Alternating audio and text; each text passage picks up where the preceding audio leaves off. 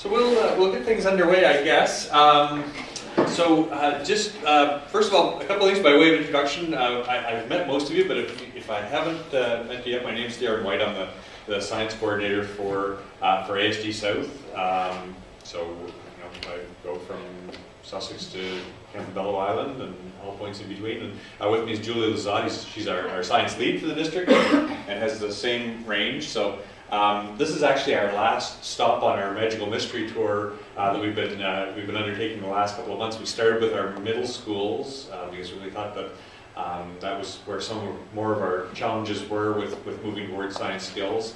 And then for the month of November, we've been visiting elementary schools and talking with teams of elementary teachers. And I guess one of the things we've encouraged you to do is at the end of today's session, we'll give you a memory stick that has all of the documents, all of the content that we've been talking about, and we encourage you to bring that back to your schools and share it with your staff. A lot of the things that are on there are things that you would find on the one site or on the portal, but I know that, I know what that's like. So we put them all together on one memory stick so that you wouldn't have to have that on one place. So we're not going to be sitting the whole morning. We'll have you up moving around. Julie's brought with her some lessons that will help you teach and evaluate skills explicitly. And so we'll spend a little bit of time talking about that and talking about the Spotlight on Science Skills document. I don't know, I think most of you will have seen this by now, but this is new as of January. Sorry, not new. It just put a draft in January, so it's existed for a couple of years, but is out of draft now. And as of about 3 weeks ago, they also have a version for teachers of FI. So I don't know if anybody has EFI in their schools, but you guys do. And so there is a version that if a French immersion teacher would like, they can get that as well. So just a couple of things, I guess. Oops. Okay. So one of the things that we're going to be talking about today is making good observations. So I found this little video on the web. It's one that I used to show to my high school students, actually, when I was in the classroom. I see a scene where you've got two teams of players. One's wearing white, one's wearing black, and the task for you is to see if you can count how many times the players that are wearing the white pass the ball.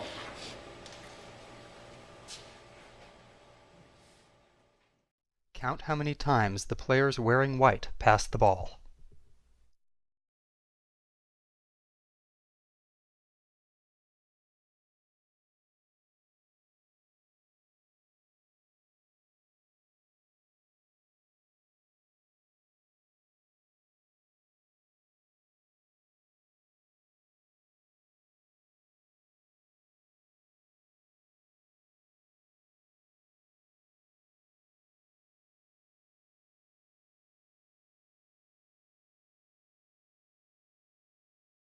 The correct answer is 16 passes. Did you spot the gorilla?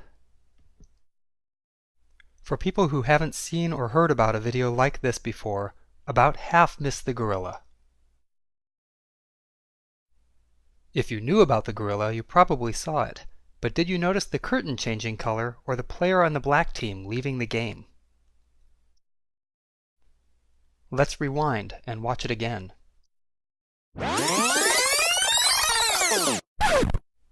Here comes the gorilla, and there goes a player, and the curtain is changing from red to gold.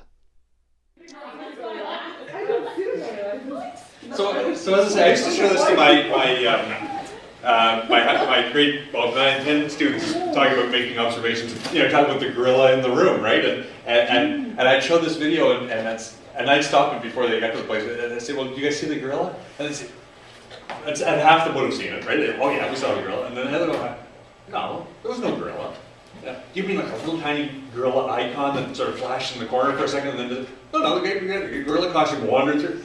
No, and they make me wind it back because there was no gorilla even after they'd seen it. It's like, how do I do it? And then there's different versions of this, and and so even if, as even if you've seen the gorilla, you probably missed the player that left or the background changing. So you know that and obviously this is constructed in a way that you're distracted by doing one task and miss those good miss those obvious things that are going on. But for our students, you know, making good observations is really one of those skills that we want them to learn and develop. And so, as I say, a little later on this morning, we've got an exercise where we're going to have you guys make some observations. Don't worry, I don't have a gorilla costume. I won't wander through, but just to have that as part of their toolkit. So, on a little bit more serious note, I guess I found this a couple of weeks ago. Actually, I was looking for some opportunities for making observations, and I've done this in different ways in different classes, but sometimes, you know, just search for an interesting Google image, and don't do it while you're hooked up to the smartboard in front of a bunch of sometimes that doesn't work well for you at all. But I came across this. This was put out by the New York Times. It was a series that they ran, and I don't know that it's still going on, but they've archived them all, so you can access them. And what they did was each week, and this was set up and targeting students or classrooms, could be used in classrooms, is that they showed. Let's see if I can get the wording that they used here. There it is. So it was called "What's Going On in This Picture." So they took a picture from the news and they would post it on Monday, and they wouldn't give you an explanation, but they would suggest to teachers, you know, put it up on their smartboard or share it with their kids, and they said that, okay, we've got 3 questions that you can ask your kids. First, you know, what's going on in this picture was the first question, and so I'll ask. Yeah, what can you observe? Waiting. Waiting. For a long time. Yeah. The guy in the front looks like he's been teaching in like inner city schools for a while. So there's some frustration there, right, on these guys' faces. They're waiting. Did somebody say? It's hot. He's Shirtless guy. But the guy in the blue shirt has an awful red face. Yeah, and he's kind of glistening. Yeah, Wearing they are shorts not. and t-shirts and tank tops. Yeah. So that's the first question. What's going on? And then get them to delve a little deeper. So the second question was, you know, what do you see that makes you say that? So again, getting them to think a little bit more deeply about the things that they're seeing.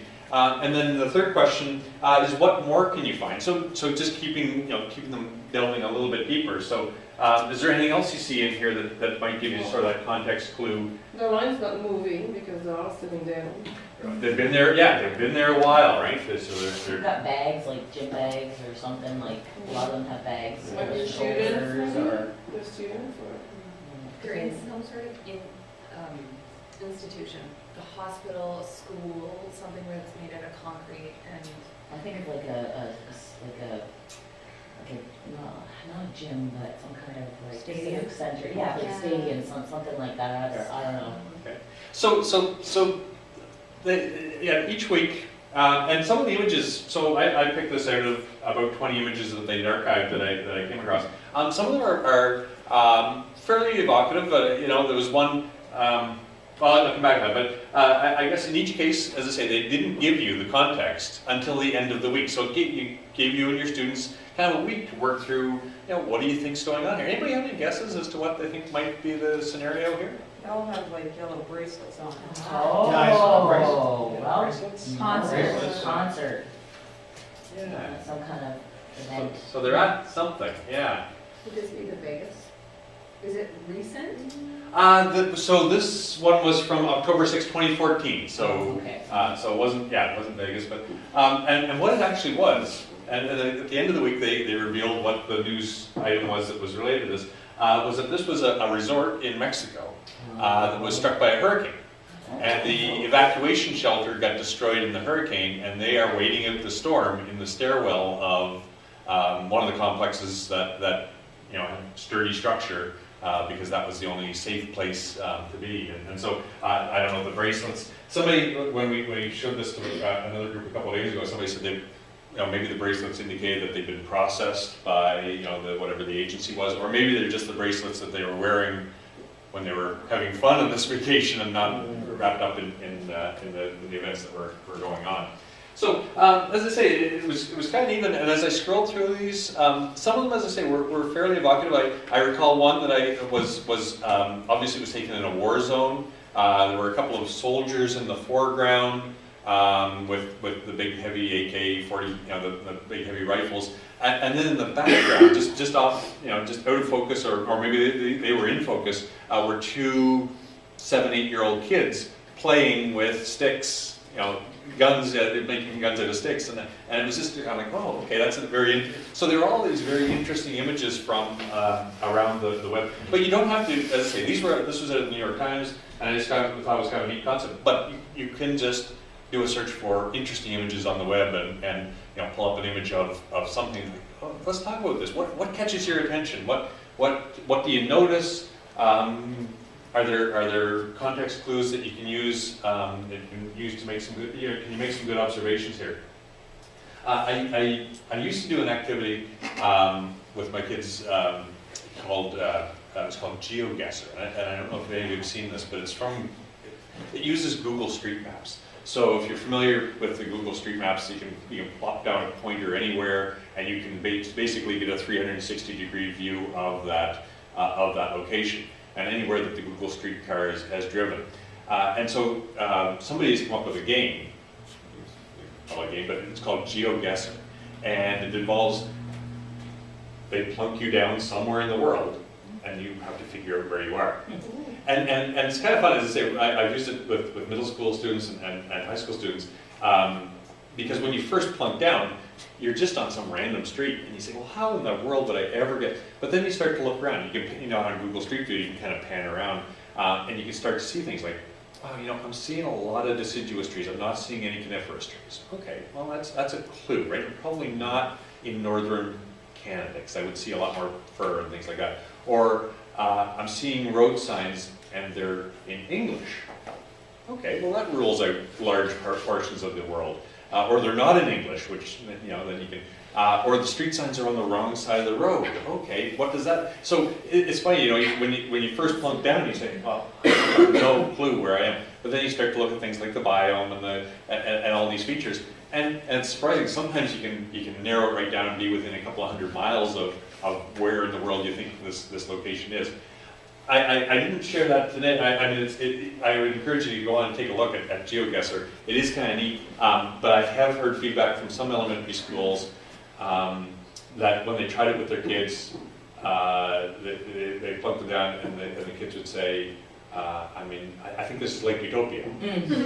They have no. They don't have that larger, yeah. And sometimes they're well traveled. They haven't traveled, right? Occasional kid. Right. So, and then you say, well, can you think a little bigger? And then say, China. Yeah. They just don't have those context clues, or can you think a little bigger? And they would say, you're saying Stephen, right? That's maybe the extent of their travel. So you can try it, and maybe if you have some of those kids, it is kind of fun to explore with. But works really well with kids that have at least and they don't have to have traveled, but at least if once they start to realize that different biomes look differently, then they can start to think, oh, okay, well, I don't know.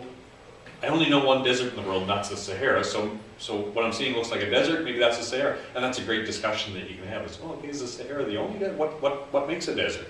And you can start to get into those sorts of discussions. So that activity that Darren was talking about is a great activity where you can actually start introducing the difference between observation and an inference. So I know that you guys work a lot with inferences with kids with reading.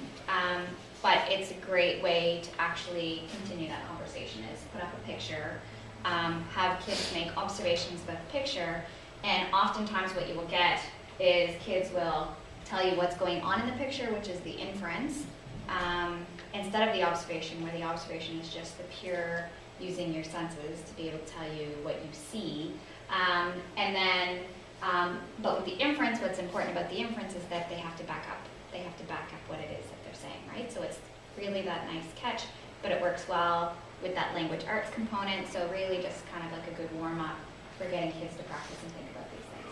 Sure. Yeah. So in this picture, you know, somebody said it's probably hot, right? There's your inference. Well, how do you make it? Well, the guy's got the glistening head, right? And the guy, the shirtless guy down here. So yeah, so we make those observations. This guy's wearing no shirt. We infer from that, and so yeah, it's a neat activity in that way. So so the one of the main things I wanted to touch on today was the update to the science. And I don't want to say it's an update to the curriculum. It really is. What we've done is we've reduced the number of units that we're asking teachers to cover. So for 3 to 5, and for all the grades really, it's gone from 4 units down to 2. I realized that this came out fairly late. It was late August before I was sort of given the okay to release this, and that I realized for teachers that are doing some planning is pretty late in the game. So this year, for this year anyway, treat this as an invitation to do less, and if you're like me and you say, oh, you know, I can do 3 pretty well, but I never got to that 4th one, then say, well, okay, well, maybe I'm going to do 2, and the other thing I would say is if you have those great lessons out of units that are no longer here, and you want to include those, feel free to keep those in as well. So nobody's ever going to come into your classroom and say, have you got magnets in here? You know, I need back out. You know, because I know there are some great lessons that do hit on those skills outcomes, and I would say, you know, feel free to leave those in, but don't feel you need to include the whole unit.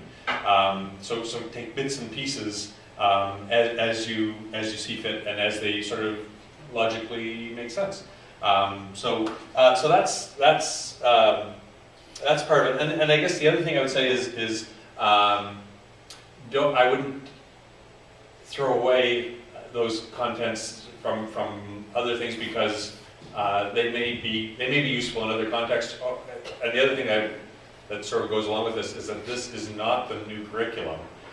This is still the old curriculum, just less of it. There is a new curriculum that's being developed that will be written from a skills-based perspective, and it'll be available starting in fall of 20. So if you're still teaching in the fall of 20, then you'll be able to use it. Yeah, Fiona? Is there, for those of us that have combined classes, is there year A and year B?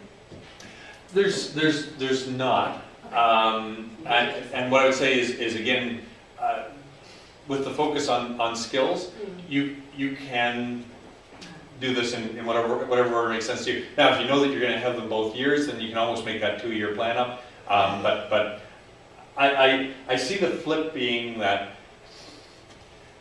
you know, for years, kids have been coming home from school, and my kids are a perfect example. And we'd come home and I'd say, what did you do in science class today? And they'd say, we did habitats. And I'd say, oh, great, tell me about habitats. And I think I'd fall off my chair if someday they came home and they said, we learned about classifying. And we were talking about animal habitats to learn about classifying.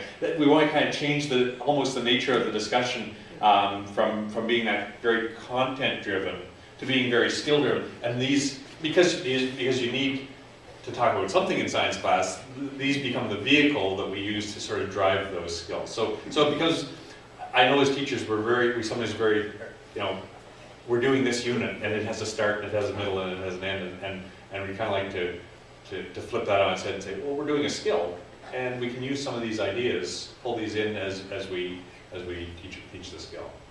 It would be nice to get a year A and year B because we do have that for the intensive French blocks. Okay. Because some of the schools that have combined classes, grade 4 and 5, end up doing intensive French 2 years. Okay. Yeah. And they're systemic. So we're always, like, at Back Bay Elementary School, we're almost always going to have a 4 or 5. So we're a 3-4 and a 4-5. So as far as the splits go, how that is done in the building varies, right? So it's really actually school specific. So in your school, if it's happening that you are guaranteeing that you're having kids for 2 years, as a staff you can decide that this is how we are doing it. Not for us to say because every school has a different situation. But the nice thing is that with split classes, by teaching through skills, it makes it much easier because, I mean, I would say teachers who are teaching 2 or 3 different units in the same class, like it's not, you're not going to do it well, right, at any one time. So if we are looking at trying to pare down so that you're going through the same activities with all of your kids, probably would be better off. So in the ideal situation, where you're saying is, I know that I'm going to have my kids for 2 years, so this year we're going to do this and this, and next year we're going to do this and this. Yeah. It doesn't really matter the order in which things get done. As a department, we don't care. Right. But what, like, so for those classrooms that say you can't do that, what we're asking is that really the content areas is really, we want kids to have exposure to these things. We want them to experience these content areas. It's not about them learning all of the content that goes with it, or all that knowledge stuff that goes with it. And in fact, for the most part, we actually don't really care about that. What we want, and the reasoning is that if kids move forward, or so when kids move forward in school, there's really not anything specific that they need to know in any of these science areas at all before high school. So anything that kids need to have in order to move on in sciences when they're in high school, they are taught that in grade 9 and grade 10. So anything that's previous to that is that exposure. We want kids, because kids come from all different walks of life, which we know, have different experiences. We want to make sure that kids are experiencing a variety of opportunities. So that's why it's, you know, it's kind of all over the board of what we do. So really, when you expose them, it doesn't really matter, right? So just exposing them to some of these ideas is really the more critical part. Does that help answer your question? It does. There's 2 other things I would like to just so that you guys can consider this when, like in our district, we have a fair amount of movement. Mm-hmm. So like we'll get kids that'll come from one school to another school. And then they'll go back. And then they'll go back. Yeah. And then they'll come back again. And then they will. And there's at least 3 schools in our center that are systemically 4-5 split. Right. Deer Island, myself, and Morris Station. Splits this year as well. Yeah. Or we have 3-4 and then 4-5 French, and we will probably have a 4-5. So just like if we are looking at like I get the skills part. Yeah. I do get that part. But it would be nice to be able to have that maybe built in, Not just literally like column 1 is your A, column 2 is your B. Right. Yeah, that could be very simple, and almost could be a localism, but I get that it'd be nice to have a bit of direction there, just for those cases. Yeah, but the other thing of it is that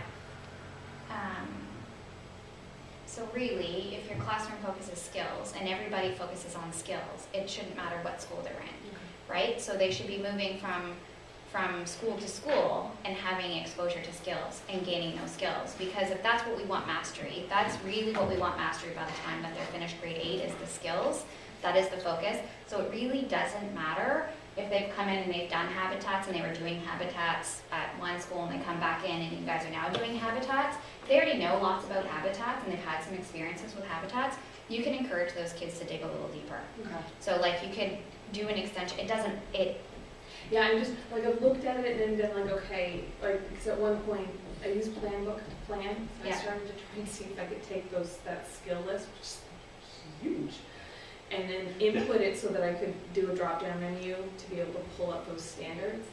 And I noticed that some units don't have the same skills across the board. so that's what we're here to talk to you guys about today. Excellent, okay.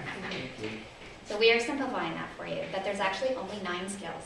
Oh, let me tell you, that list was like, No, there's 9. So there's really 9 outcomes that we want you to really focus on.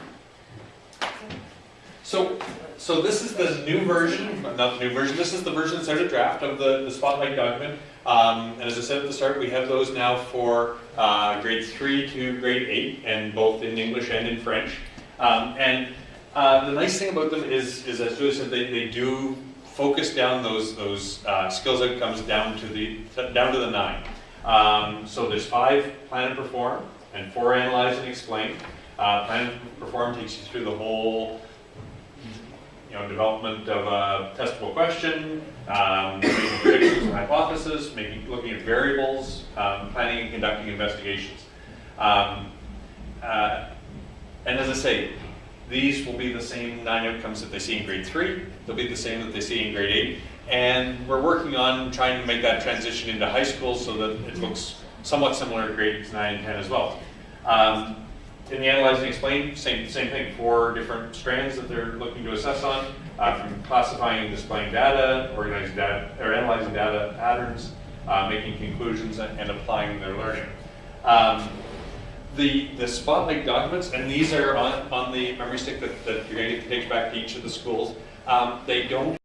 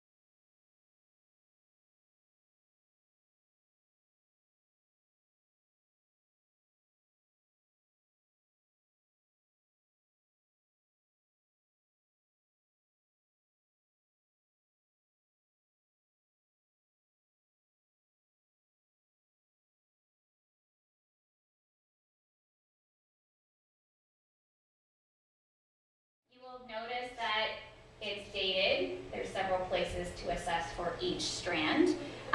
That's so we can get that over time. We've assessed this 2 or 3 times to really know if our kids are kind of getting it, right? Okay, so what you will notice is as you go through, so it's interesting, some of these indicators are purely a yes-no. Like, they can either do it or they can't. So that's not a scale that you can give for them. So one of the ones that I think of right off topic that wouldn't be a scale is one of the indicators is about safety, right? About students following safety procedures. Safety procedures don't need to be a big deal. So an example that we'll see is we're going to do this lesson on making observations. I talk to kids when I introduce observations about how we have to protect our 5 senses, right? Like what we have to do to make it safe for our 5 senses. So certain situations that we have to be careful with touch, like things are sharp or things are hot or cold or whatever it is, right?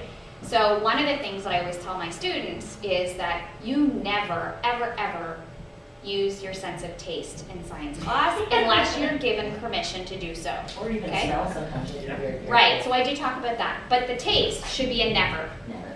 So kids, even doing this exercise, those kids that go to put this in their mouth, because we know there are kids that do that, right, that like to put their pencils and those kinds of things in their mouth, is making it very clear to them that you are not being safe.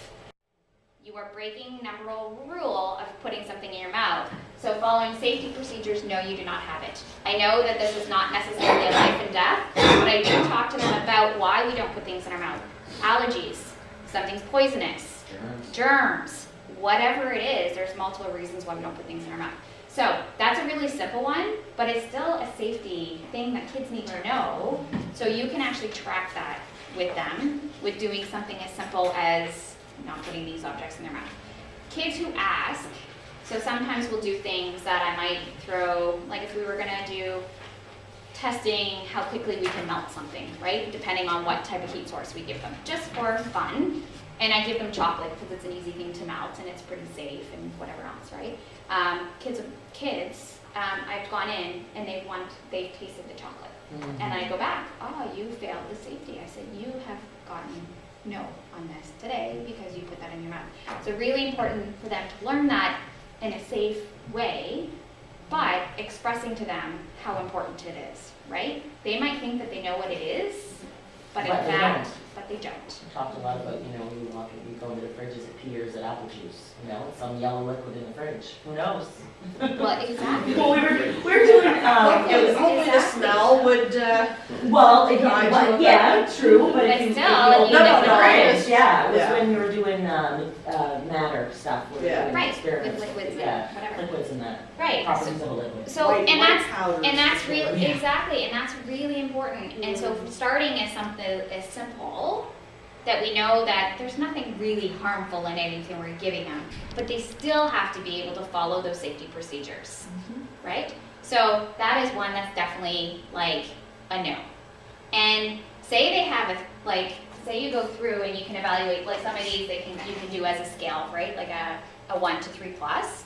So even say that this was the safety one here, they are 3 all here, but they are a 1 or a 2 over here, they've not met the outcome. And in fact, this is analyze and explain or plan and perform or wherever that falls under. In fact, they would be a 2 on the report card in that category because they are unsafe. They didn't meet all of them, right?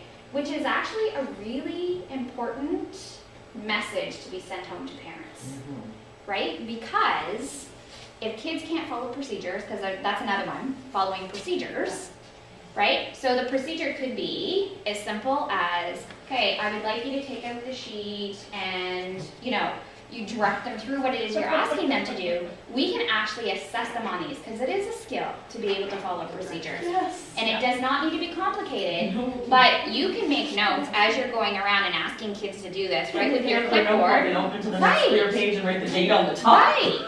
That kid's not following procedures. Why can we not assess that and say they're not following their procedures? Doesn't matter what the procedure is. Right? But those are clear messages that need to be sent home to parents Because if they're not being safe and they're not following procedures, that's because they don't have to do it at home. So, no, they can't actually get a 3 until they're able to do these things. And you know what you can do at home for me to help support that is you can work on safety and following procedures at home. Okay, guys, maybe we'll get back underway. So Julie has with her here a bit of a skills unit, sort of how you might go about introducing the skills topics, and so she's got 4 lessons laid out, but I think she's got a handout here for you beforehand, or do you have it in front of you? So because we are going skills-based, new curriculum is going to come out. It will actually have 3 units in the new curriculum is the idea as of right now. That could change, but the idea is that there will be an initial unit in there that is actually just skills, focusing on skills, teaching skills explicitly. So because it's going in that fashion, I thought I would produce a document showing, last year I got thinking about how I would go about teaching a skills unit if I was going to go and do it in the order. This is what I came up with. You don't need to do it in this way, but it's kind of a suggestion as to what makes sense to me. I know that often a lot of us, when we're teaching science, one of the first lessons, or often when we get into things, we actually teach the kids the scientific method, right? Yes. So I actually would never teach the kids the scientific method, Oh, okay. which is always a shock to people. They're like, well, why? So the reasoning is, you can go ahead and teach it, but the reason why I wouldn't actually teach a scientific method is that, in fact, scientists don't follow a scientific method when they do science, right?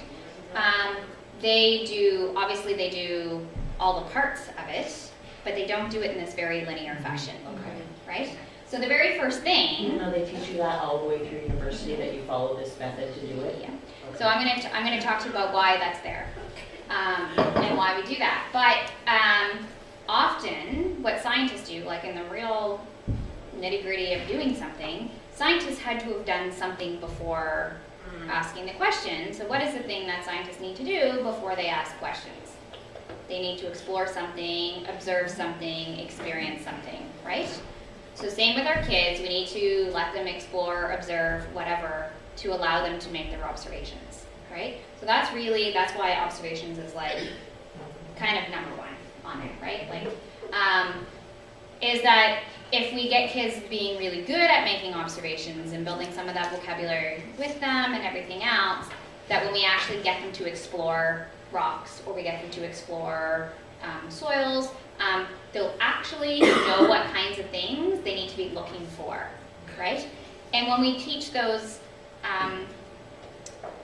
units, there might be some specific observation language you might use with just rocks or with just soil, right? Like there might be things that you might say, like Talking about luster with rocks. You Right. don't talk about that with soil. right. So you might introduce luster somewhere along the way, but in context of getting them to do observations, they could be making their observations, and as you guys are reviewing their observations they're making, you can add that new word in, right? So kids say, well, it's shiny. Oh, that's I got a really fancy word for you. And they like it. They like fancy words. Elementary school kids think it's really cool when you give them like, Gosh, your parents. and they go home. I know, exactly, right? So you can build in some of that new language as you go to exploring something new. So that's why observations is there first. What you will notice under there is that it has direct observation. So I would do lessons on direct observations, which is using the 5 senses, okay? Before I introduce tools, I would actually just, let's practice using what God gave us, is the 5 senses. So, and then I would go into and I would introduce indirect observations, which is basically using measurement or tools, right? So using magnifying glasses, taking measurement, whatever it is, might be. And then with that, I talk about how we record observations. So sometimes it's appropriate to record in charts. Sometimes it's appropriate to record using a picture. Sometimes it's appropriate, like depending on the situation, you would be teaching them that as you go through and give them new things to observe, right? Sometimes we would record things using tallies or whatever, diagrams, whatever. And then also this whole idea of getting into that conversation about how observation is different than an inference. Anyway, so this is kind of how I have it laid out. So today, you guys are going to explore 4 of my introductory lessons that I would do for these. So I have a lesson on making good observations, so the very first one that I would do. I have exploring measurement tools, so the very first one when I would introduce measurement tools is really just exploring some tools. So that's station number 2.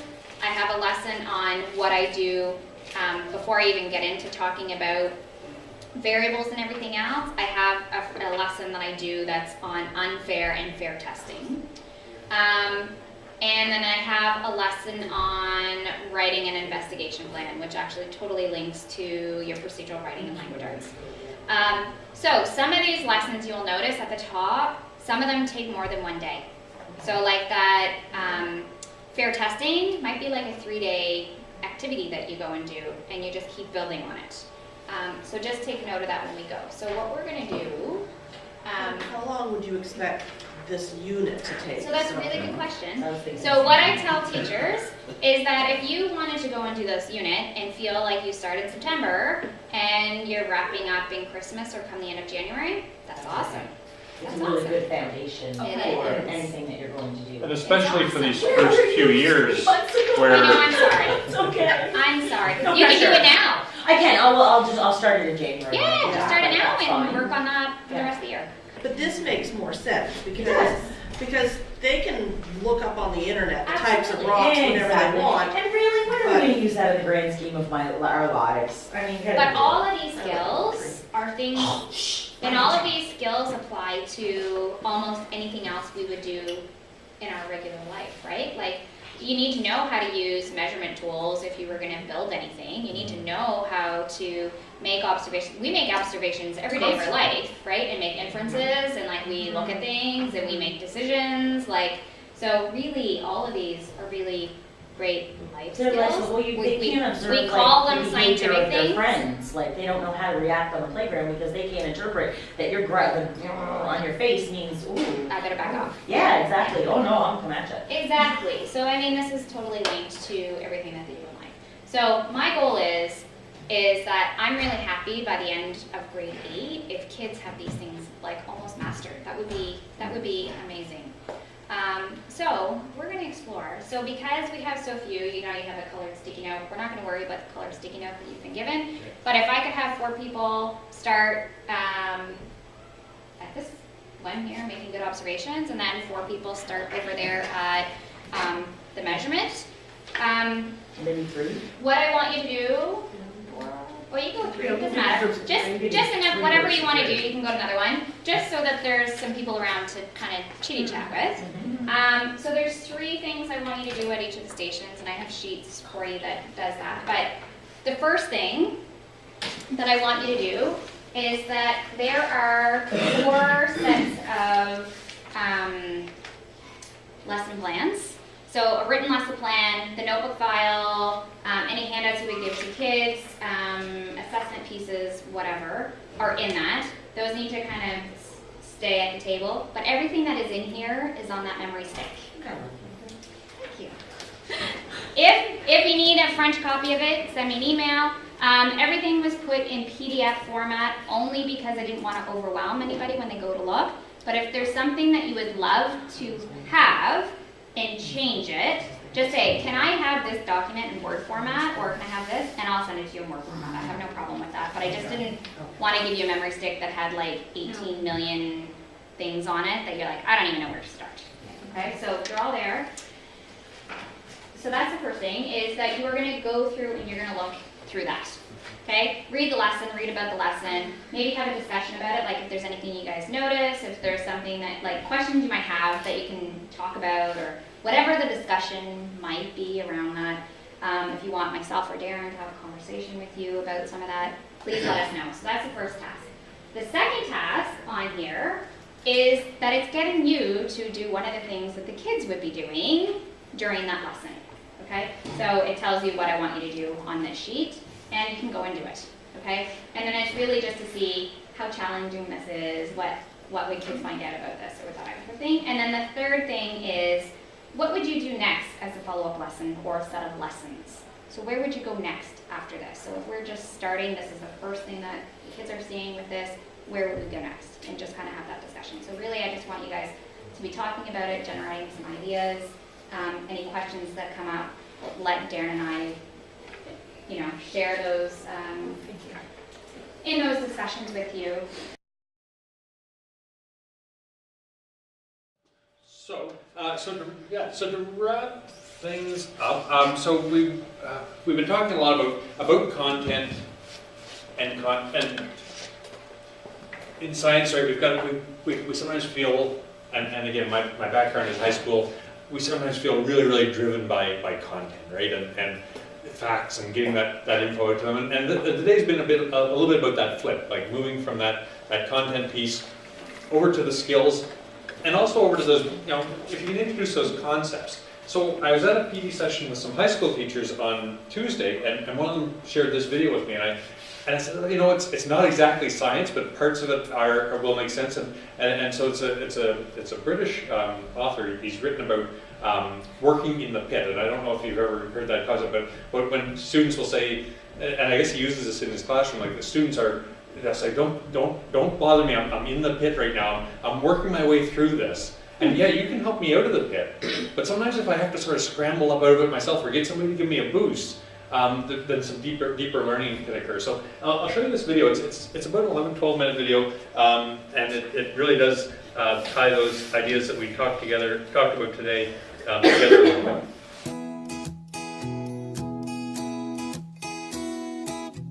I was working with a group of students recently and they were studying tourism. So I asked them, well, what is a tourist? And they said, a tourist is someone who visits another place. I said, does that make me a tourist today then? I'm visiting another place, your school. And they said, no, you have to be having fun. I said, I am having fun. I overheard one of them saying, it's weird him, isn't he? I said, what is a tourist if it's not just visiting another place then? And they said, well, it's somebody who takes photographs when they visit that other place. I said, I've been taking photographs of your school as I've been walking around. They said, okay, but you have to spend money. I've said, I've spent money coming here today and I'm going to spend money on my lunch. They said, oh, you've got an answer for everything. I said, I'm not trying to give that impression. What I'm trying to do is find out what you think a tourist is. How could we find out more? They said, well, we can go and look in the books, we can look online. I said, great, I'll give you 20 minutes. Go and do your research, come back and we'll see where we go from there. The teachers who were watching that lesson said their children were far more animated than normal, particularly when it came to the research. The students were in groups. One child would say, see, I told you a tourist is someone who goes on tour. Another one says, yes, but we could go on tour and not be tourists. For example, go on a tour of our school. And somebody else said, oh yes, but it's about being on holiday. And they said, but I've been on holiday. We were all on holiday in the summer holidays. It doesn't mean that we were tourists for that whole summer holiday. One girl said, I know you're a tourist if you think you're a tourist. And she was very smug about her answer. But another girl said, hang on a minute. I've just been on holiday. My baby sister didn't think of herself as a tourist, and yet probably she was. And it's about this idea of getting students to question, to challenge, to wonder together. I want to create that sense of cognitive wobble, that sense of intellectual dilemma, so that the students think more. And the metaphor I use for this is a learning pit. I developed this idea in the early 90s when I was teaching and using philosophy for children a lot. And it's a really nice way to think through concepts.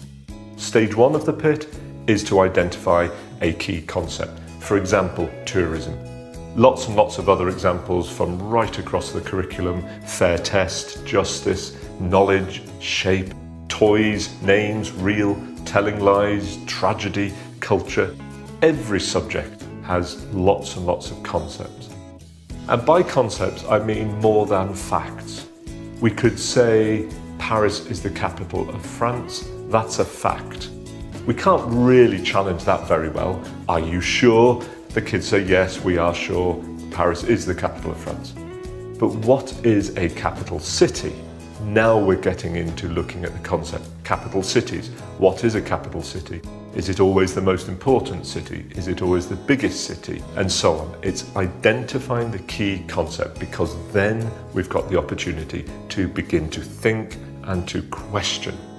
Stage 2 then is creating the cognitive conflict. Cognitive conflict is where students have got 2 or more ideas in their mind at the same time, and they agree with both of those ideas, but those ideas conflict with each other. For example, a student who is the victim of bullying, we might say to them, if you are bullied, tell the teacher. That's idea number 1. But they might say to us, yes, but my dad says I have to hit back twice as hard. There's idea number 2. Those 2 ideas they agree with, but they're in conflict with each other. That's what I mean by cognitive conflict. Another example, students will tell us stealing is wrong, but they will also say that Robin Hood was a good man. Those 2 ideas are in conflict with each other. Food is something I eat. There's idea number 1. Idea number 2, just think of all the disgusting things children eat. For example, their bogies or nails or hair. That's idea number 2. Food is something I eat. Lots of things I eat are not food. There's a conflict. I was working with a group of students. They were 7 or 8 years old, and I asked them, what are you studying? They said, odd numbers. I said, oh wow, what's an odd number? They said, an odd number cannot be divided by 2. I said, okay, so if I've got 5 cakes and I share 5 cakes with your teacher, how many would we get each? And they said, she would get 3 and you would get 2. I said, well, why? And they said, because you're a gentleman. I said, no, I want my fair share. They said, okay, she'll get 2, you'll get 2, and you'll leave 1 for a friend. I said, come on, what would you really do? And they turned round as if to apologise to their teachers for what they were about to say. They leaned forward and they said, we'd cut the cakes really. I said, so you can divide 5 by 2, can you? They said, yes. I said, so does that make 5 an even number then? And they said, yes. Lots of the teachers sat at the back going, spent weeks teaching this. My purpose is not to confuse them and then leave them there. My purpose is to get them to think more. If, for example, I had said, what is an odd number? They had said, an odd number cannot be divided by 2. And I said, very good, well done. How much thinking would there have been? But by challenging them and questioning them, they then had to use more skills of thinking. And by skills of thinking, I mean, for example, defining, evaluating, generalizing, interpreting, predicting, questioning, testing, verifying. These are important life skills. They're important study skills. They're important exam skills. Think of the exams where the students are asked to predict what would happen if, or summarize what the author is trying to say, to verify the following statement, or to interpret this diagram. Of course, it's not just about exams, it's about those life skills. There's also a collaborative element to the pit as well, because students work together. They come together to support each other, to help each other, and to build on each other's ideas. After a while of being in the pit, some of the students come out of the pit. And notice I say some, because they don't all come out of the pit at the same time. When I was working with those children on odd numbers, it was halfway through the lesson when one of the boys said, I know, it's like odd socks. I said, what do you mean? He said, well, my mum and dad say no matter how many socks they put in the washing machine, they always get an odd number out. I said, can you tell me a bit more about that? And he said, well, socks come in pairs, don't they? And when you get the socks out, you have to pair them up. And there's always one left over without another sock. It's like that, isn't it? That caused a sense of eureka for children. Because they said, oh yes, that's right. And then they started to build on his answers. One of the first times I used this metaphor at a conference, I talked about stage 3 being the eureka moment. And there's a woman on the front row jumped up and she said, I've just got married. And I'm thinking, I'm very happy for you, but please sit down. She said, I've just got married to a Greek man, and so I'm learning Greek. And eureka is Greek for I found it. And I thought, isn't that interesting? Eureka means I found it. It doesn't mean my teacher gave me the answer. It doesn't mean my friend showed me. It means I found it. And when you get that sense of eureka, what do you want to do with it? You want to share it. You want to talk to people and you want to repeat it. How many times have parents picked up children and said, "What did you do at school today?" And our children say, "Nothing." Try shutting them up if they've had that eureka moment. They will be blah, blah, blah, blah, blah, blah. And when they come back to school the next day, what will they want? More of the same. And here's the key about the pit.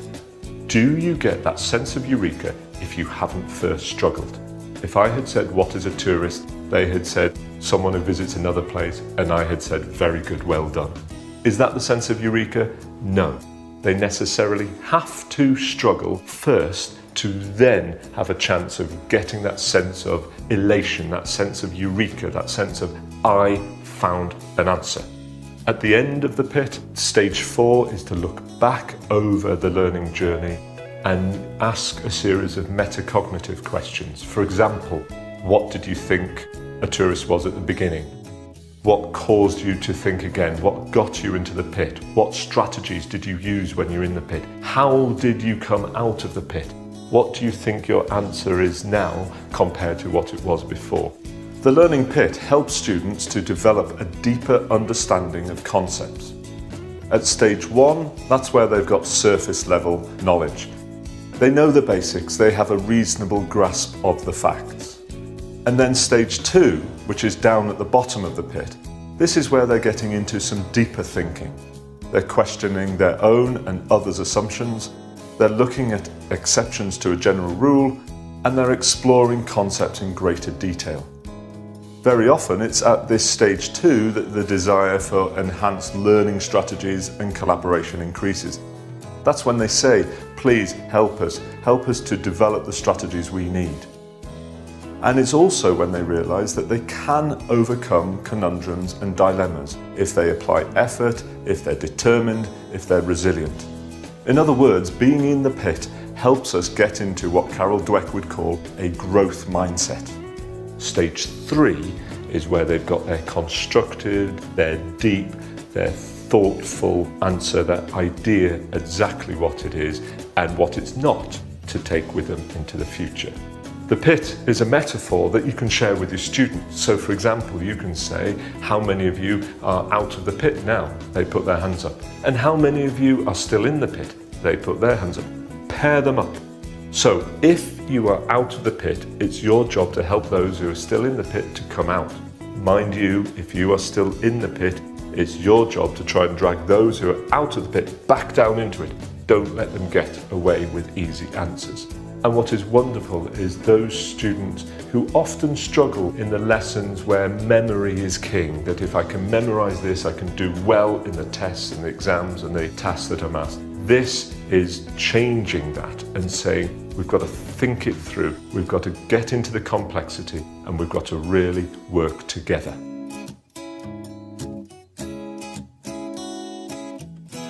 So that's a new metaphor for me, the whole being in a pit. As I say, I just saw it on Tuesday, but I got thinking back to my own teaching, and I know, and you guys have had these experiences too, those days when, you know, the kids are they're going at it, and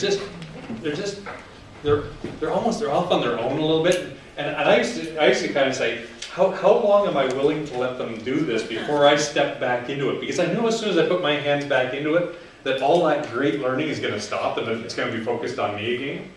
So how long am I willing to kind of stand here? And it was really hard. It's really hard to take that step back and say, boy, I'm not going to interfere with this because I see what's going on here and I like it. And it's not centered on me. It's centered on them working together, working their way through some of these challenging ideas. So that's, as I say, a metaphor that you can use. Apparently he used it in his classroom. You know, I'm in the pit. Don't bother me. I'm working this out, and we're working this out. We're working this through together. So as I say, the link to the video is on the stick that you have. Feel free to share it as a staff,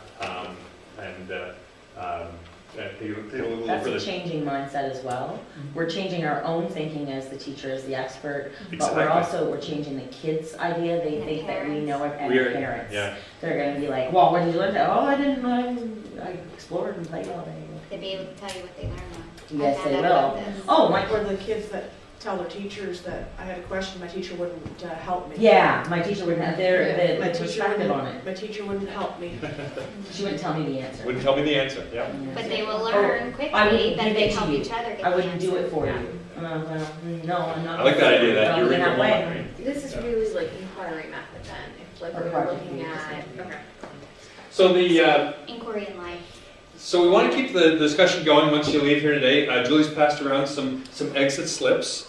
I'll let her talk about that in a second. But the other thing that I want to share just before we finish up is that later on, probably not this week, probably early next week, you'll get an invitation. And I don't know if you've played around the one site at all. It's coming. It's not there yet. And so by 20, it'll be good.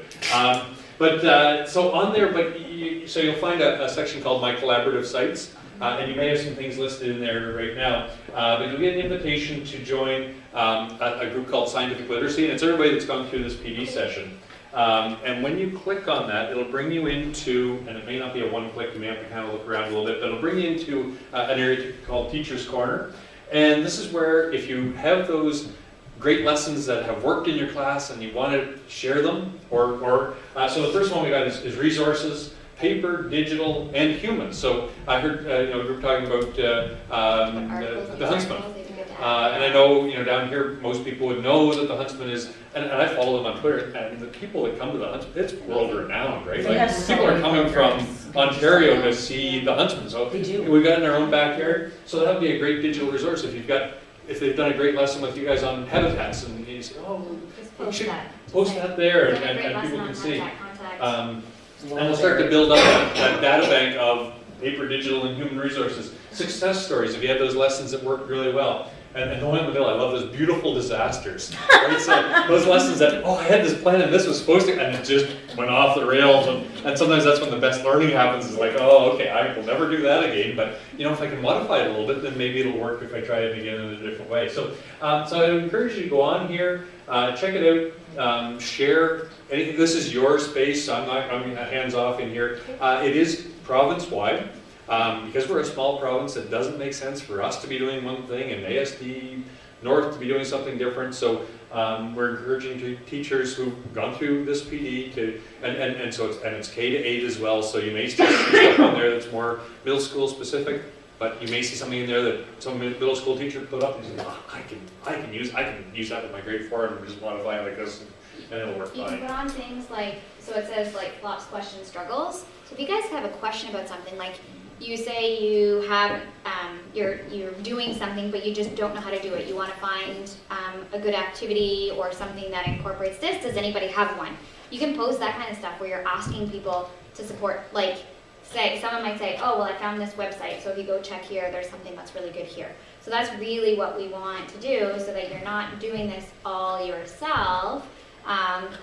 And really being able to talk to other people. Because I know in your classroom it's really hard to get the opportunity to talk to somebody else, especially in some of the smaller schools. There just might not be someone to talk to, right? And you could be really far away from somewhere else, right? So anyway, so we're hoping that this takes off and people use it. So on your exit slip, if you could give us your name and also your email address. Would be helpful. And your school, so we can. So if you have a question and you're looking for something, we know who to get back to and where to find you. But if you can give us one thing from today that was helpful, that I can use this tomorrow in my classroom, or use this next semester, next term. Or what you took from it, And also an area that if you'd like to see some further.